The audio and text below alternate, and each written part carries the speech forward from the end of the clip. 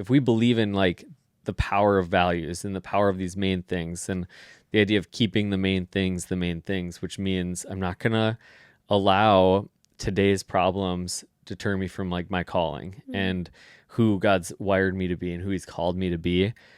And I think a lot of us would say, yeah, I think values helps us do that. I think values helps us make big decisions. Values helps guard against regret. Values, we've talked about the ways that values impact our lives. So if you do believe that, of course you want it to last.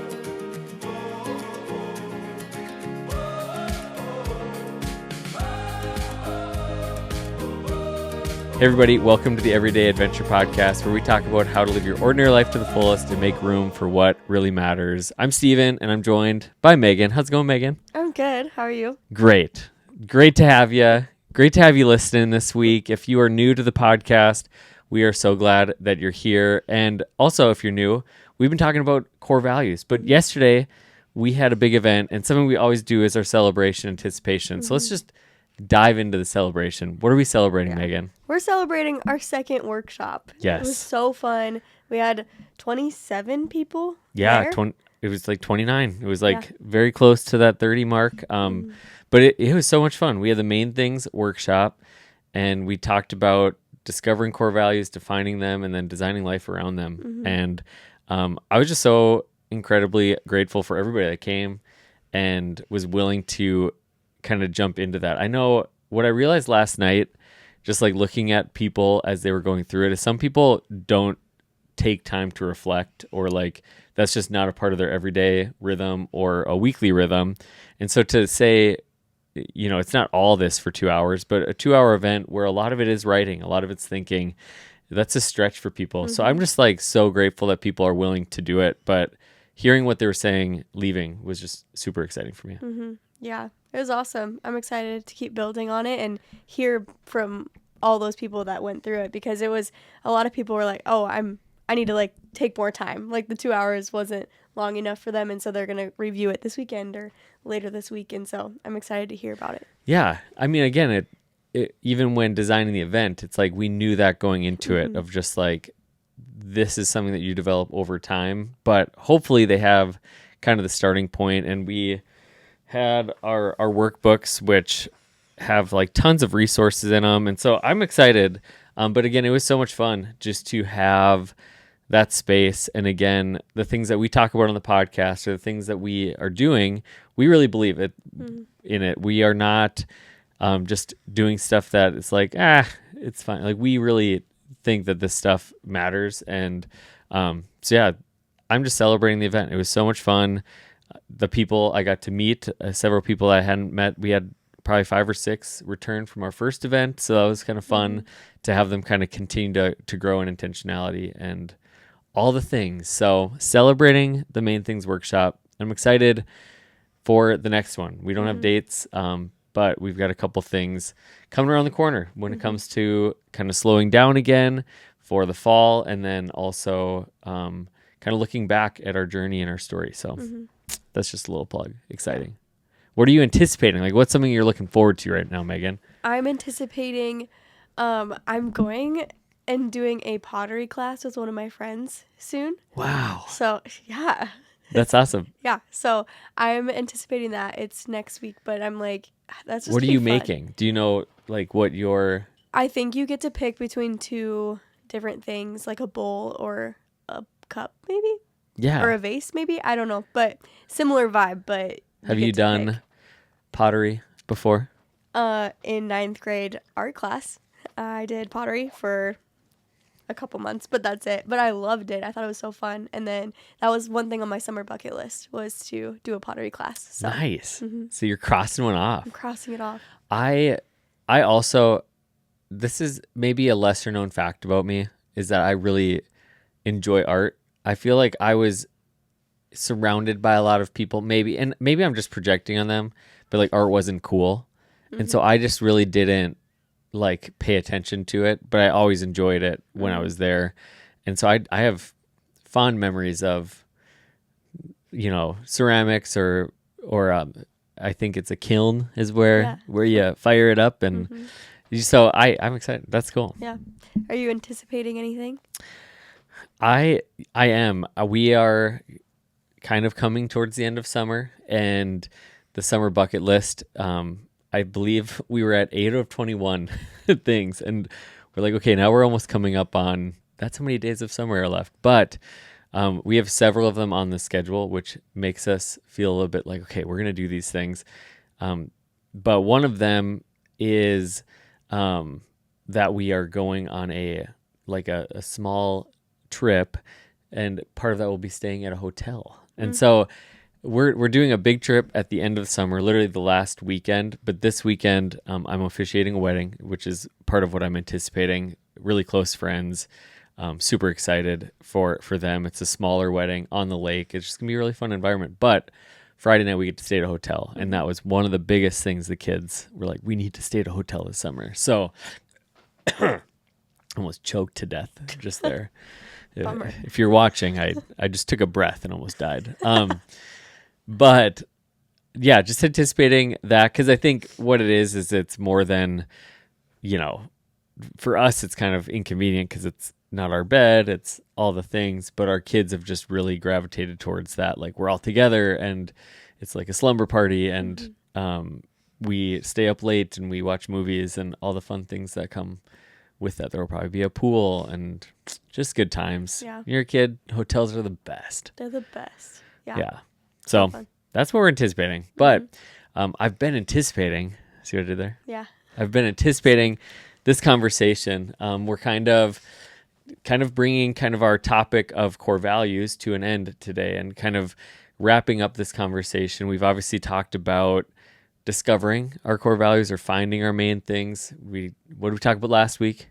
We talked about keeping the main things the main thing. Yeah, how do you actually integrate it into our lives? And today we're kind of taking that conversation a step farther and really talking about how do we make it sticky? Like, how do we not only just like integrate it into our lives, but how do we really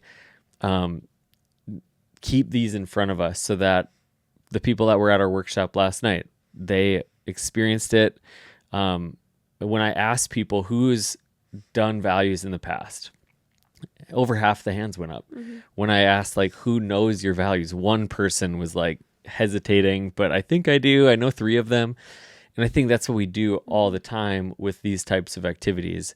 And I think there's always going to be that temptation, is like personal development or personal growth or spiritual formation. We get really excited about something, and then it's like, well, how do we keep it going? Like, what has that been like in your life?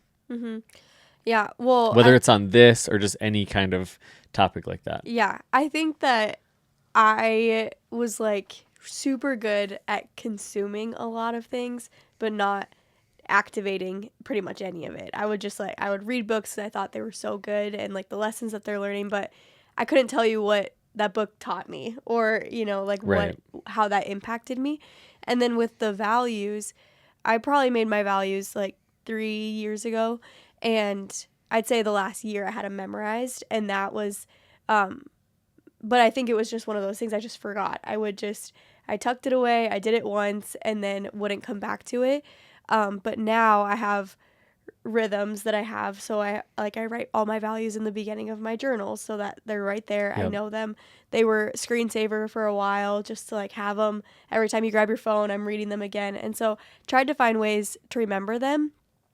And eventually like they did become memorable, and I did start filtering decisions through them, but it took a while. It took me like deciding that I needed to like help myself in it instead of just being like, oh, I'll remember them.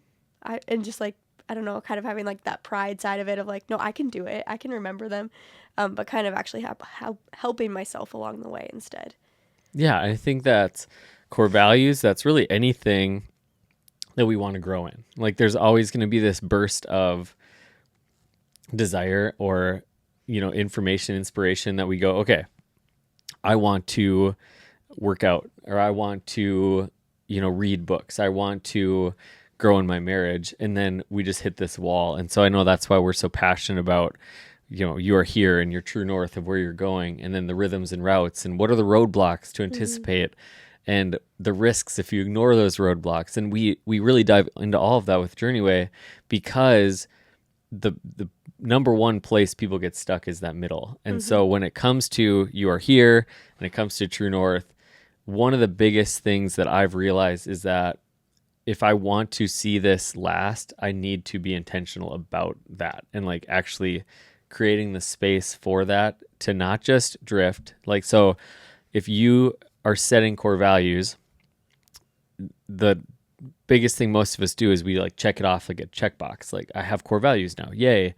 But you have to now take the intentionality to, okay, now I'm going to keep this in front of me. I'm going to keep pursuing this and keep this conversation going, even internally or with other people. So today we're going to share 3 ways to make core values stick, 3 ways to really keep them in front of us so that they become not just words on a wall, but I think of it this way. Some people will put a picture of their core values, like the words on a wall in their home. Well, we want it to be something that people feel when they come into your home, that they isn't just, oh, wow, their core values, but it's like they feel the kindness, they feel the generosity, they feel the hospitality or whatever your values are. And so it's, again, we've mentioned it before, but it's Chick-fil-A. It's every time you're in there, you hear my pleasure. And what that's communicating is their whole value is like, it's our pleasure to serve. Like, that is what we are here for, is to serve people. So 3 ways. Are you ready? Yeah, I'm ready. I love 3 ways. It just makes things simpler. Yeah, what's number 1? Number 1 is to make it memorable. And so making it memorable is where it actually takes the words, the values, and now it gives us something that we can repeat. It gives us something that we can recite. It gives us something that we can actually speak to. So what are some of the factors or some of the elements to making our values memorable? Yeah, well, I think one, making like a statement that you can recite. So we've talked about this in like do you want to talk about like your value of Jesus? I think your action statement is helpful in this as an example. Yeah, because again, what I've realized, and you can do your values different. So I used to have I am values, like I am Jesus centered, but I've kind of changed mine to like I value blank, and so I value Jesus, and is Jesus a value or is it the foundation? We can debate, really, but the way that I have verbalized this is with an action statement of just stay close to Jesus, and so that has become a sticky saying. And when I was identifying that saying, it wasn't like I was pulling it from thin air. It was like, I say that all the time. When I teach on life after college, one of the main points I give is stay close to Jesus. And what it's really done for me is help me realize like that posture, an active posture, causes me to evaluate when I'm drifting and all those things. So that's just an example from my life. But really the key is, I think, making it actionable. So it's not just like a Jesus is king, Jesus is Lord of my life, or like, which would be helpful, but it's something that for it to be really memorable for me, it comes with some sort of action. Like, this is how I live this out. It's behavior oriented. And so I know we both have ours, but what is one of yours that you would want to share with us today? Yeah, so one of my values is generous. And the action statement I came up with is do when it's in your power to act. And that has actually been very helpful to have something memorized, because when I was filling this out, generous, I was like, generous is just like, be generous, Like, I was having a hard time making it Be generous. Yeah, just like, do it. But I really thought, like, I want to be generous with my time, talent, and my treasure. And so do when it's in your power to act can fit all 3 of those things. Like, I can give if I have the means to give. I can, serve when I have the means to serve, and I can give my gifts away to be used for something else. And so do when it's in your power to act. Yeah, I mean, this is why, when we talk about keeping the main thing, or finding the main things, it's giving them definitions, because our definitions of generosity are going to be different, but you want a personal definition that then drives the action, that drives, what does this look like for me? And so for some people, being generous is give when asked, or, it's like, I know friends that that they have a designated like fun giving fund where it's just if they see a need, they can actually meet it because they've budgeted for it, they've planned for it, they've prepped for it.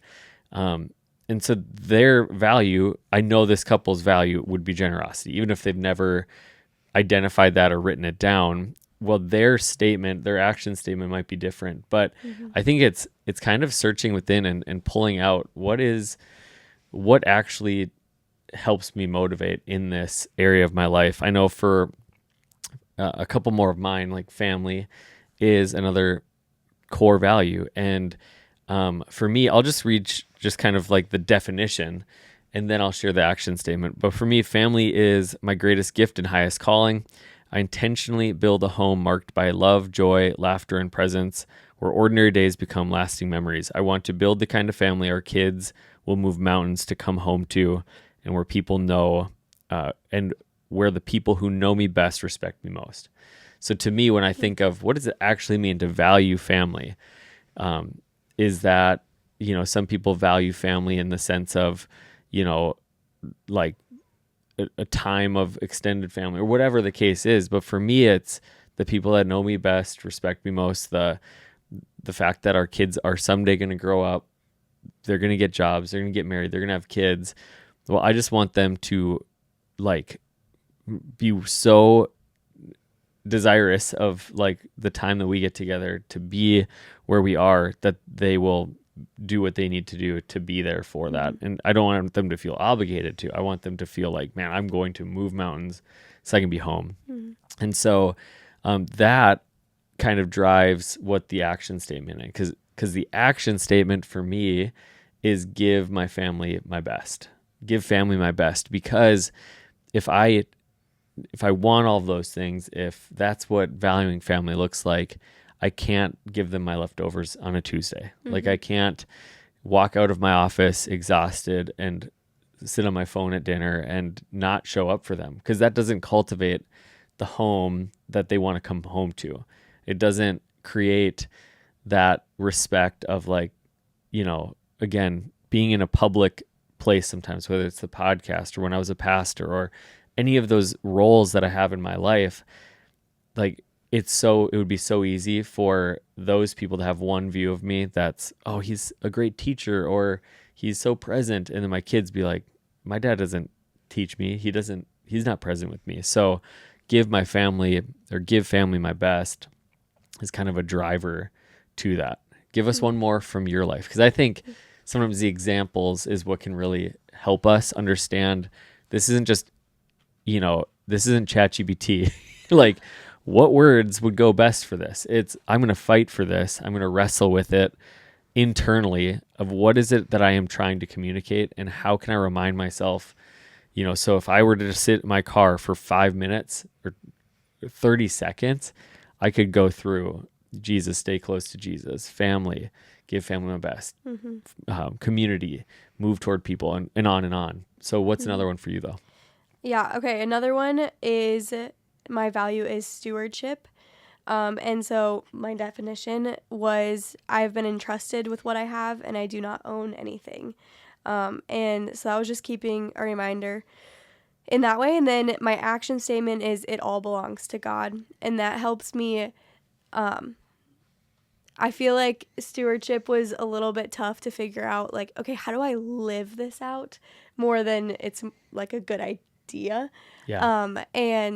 But I think having the reminder in front of me that, hey, this is all God's, like that person that I'm trying to disciple, they're God's. That my car that's gonna give me troubles one day, like that's also God's. And all of my possessions, how am I stewarding that? Do I have just stuff to have stuff, or do I have it to have purpose and to be used? And so just having that reminder for me, that actionable reminder of it all belongs to God, just I think puts me in my place in that order. Right. For sure. And I think again, these need to have personal meaning and attachment to them, because the goal isn't to stir somebody else up. It's to remind ourselves. And so another one for me that I mentioned is community. And I'll just share it. Like this is a super personal one to me, because this is one that I both feel like really strong in and weak in simultaneously. And so God created us to live life together. I invest, this is my definition. This isn't my statement.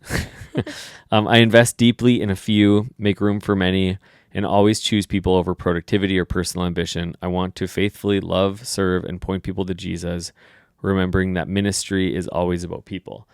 And so, again, this kind of stems from, for me, it's definitely easier to be in a crowd than in like a small group. And I love the small group, but I would say, so it's not easier. It's just easier for me to be myself in that environment. And so, one of my strengths is woo. And so I typically gravitate towards that.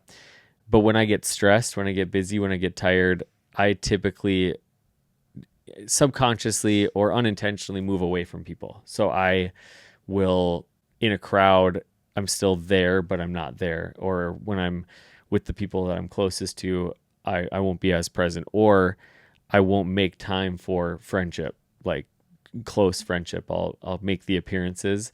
And so I've realized that about myself. So when I think of community is truly a value or people or relationship. And so that's why my action statement is move toward people, because that reminds me, whether I'm in a crowd, move towards them. Don't go away from them. Don't hide behind a microphone. Don't hide behind that big gap of like the space between. Move towards them. So when I speak at a church, which I'm doing in August or here in a couple weeks, it's like, don't, speak and then go to the green room or retreat to a different space. Like sit with people, meet people, talk to people. But then it also means ask the person for coffee, move towards relationship in my life. So again, these are all very, I would say they're ways to protect it, these memorable action statements, but there are also ways to remember it, and there are ways to do it. And so finding those, so I encourage you, wherever you are, if you haven't given definition, start there. What does this actually mean to you? And now what will I remember? Like, how will I make this sticky? So the first thing is make it memorable. What's the second way that we can keep our values in front of us? Second way is to make it visible. So Yes. figure out a way to remind yourself of these. And so whether that's writing it on a card, putting it on your mirror, or putting it on your phone, writing it in your journal, wherever that may be, make it visible so that you have a tangible reminder. Yeah, I think the more often you see it, the more likely you are to remember it and to integrate it into your life. So we at the event last night, we gave everybody this kind of my core values card. It's just a simple card. It literally just has core value and the action statement. So it's not the definition. It's not every aspect of this. It's just those two things. And we encourage everybody, put this on a mirror, put this in your car, put this as a bookmark in your Bible or a journal, just somewhere that you'll see it every day.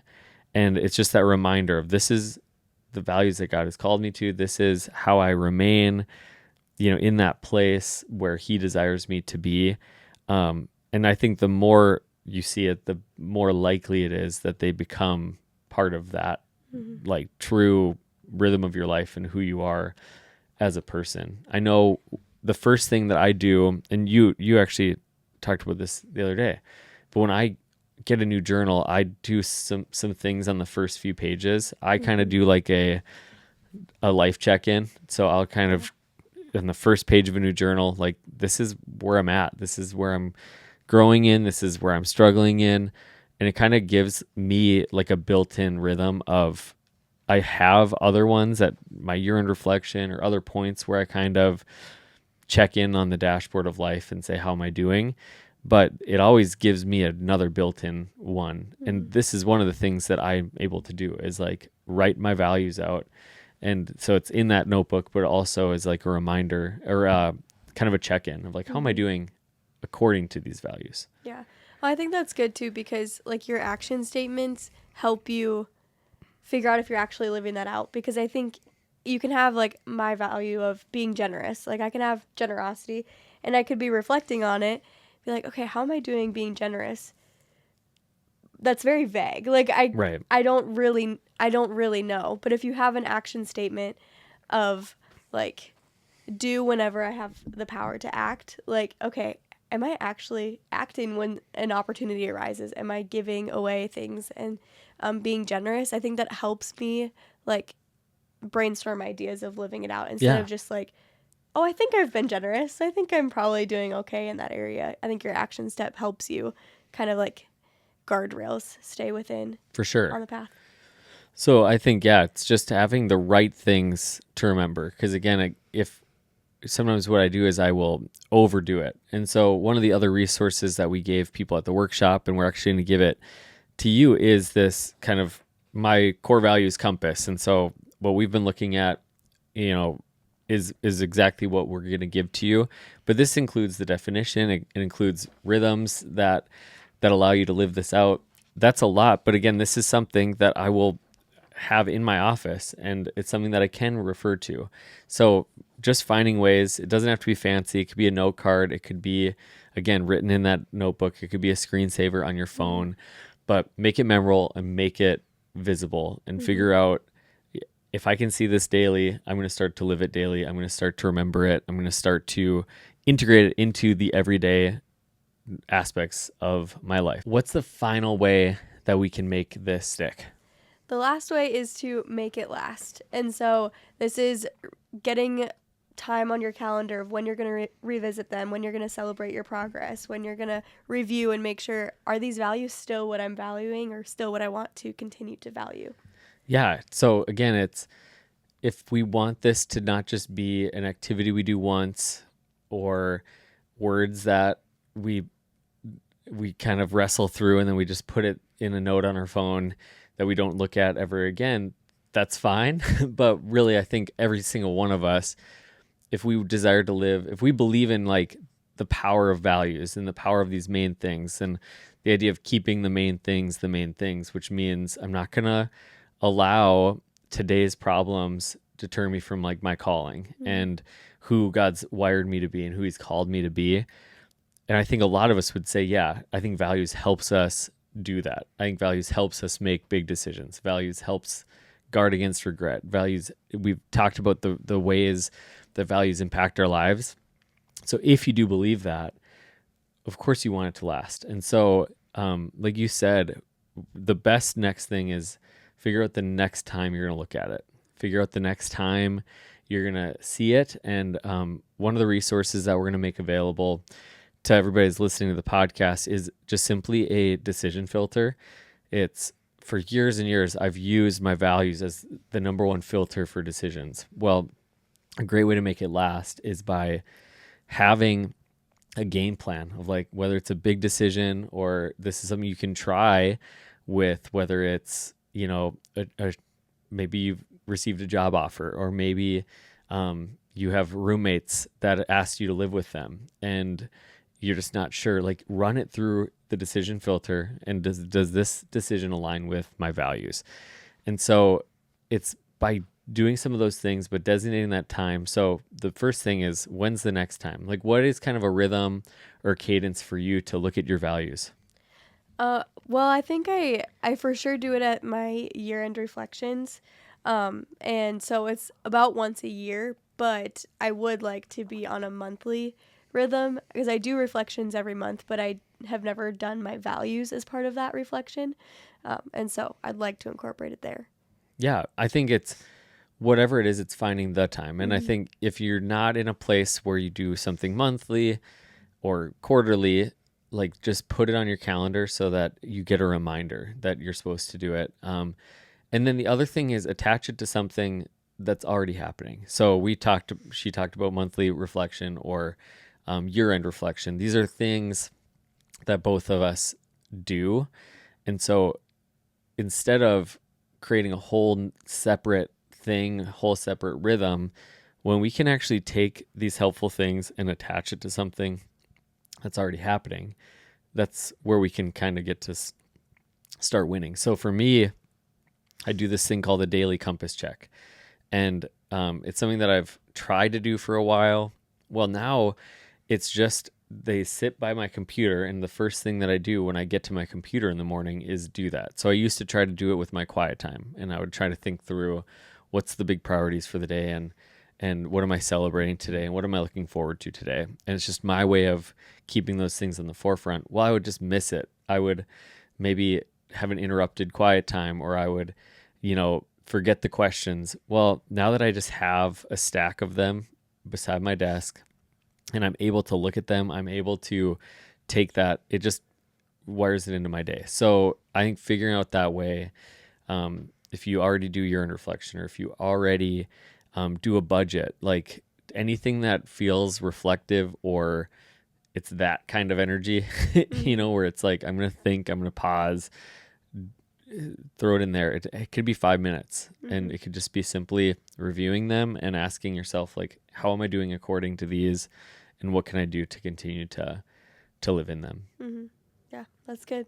Just want to give us a quick recap of the 3 ways to keep your values in front of you. Absolutely. Number 1 is to make it memorable, make it visible, and make it last. And so doing those things, making it so that there's sticky phrases, that the action statements that you can remember, putting it in front of you every day, and then wiring it in to your cadence and your rhythm of when will I look at this next, will definitely help you do that. And we've got a few things that we want to pass on to you as well, because some of the resources that we've developed, that maybe some of them were even a part of the workshop that we just recently did, we want to give to you. And so you're going to get the kind of my core values compass, which is just a place to kind of track it, to look at it. That's something that you can put somewhere where you'll see it.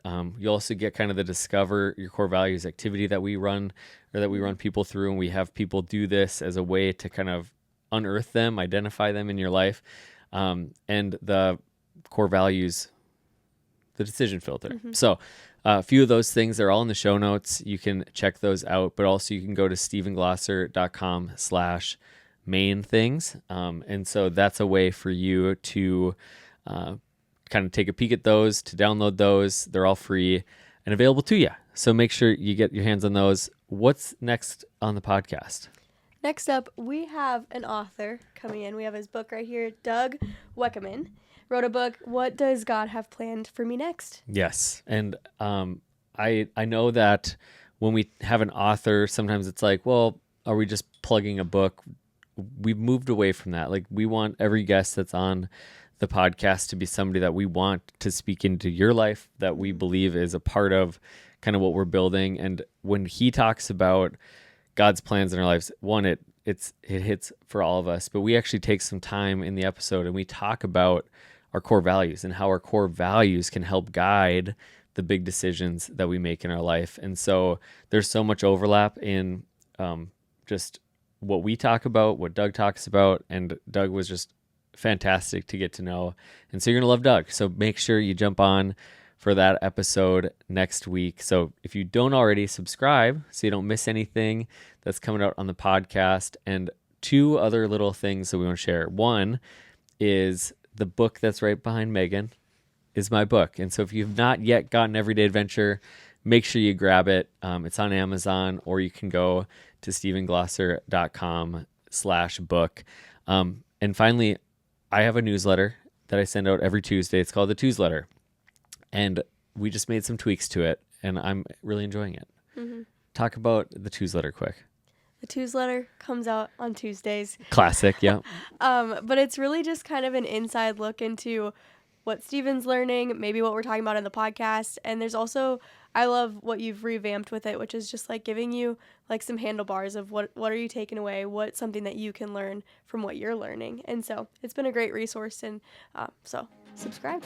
Yeah, it's one of my favorite places to write right now. So, but with everything that I'm writing, there's story, there's a true north takeaway, there's a reflection question. So one question that you can kind of ask, or if you're starting a journaling practice, I did it for that reason. So you have a question you can journal through, and then an everyday adventure challenge. So a lot of the things that we talked about on the podcast are integrated into the newsletter. So you can get that, stevenglosser.com/newsletter. But we're just grateful for you.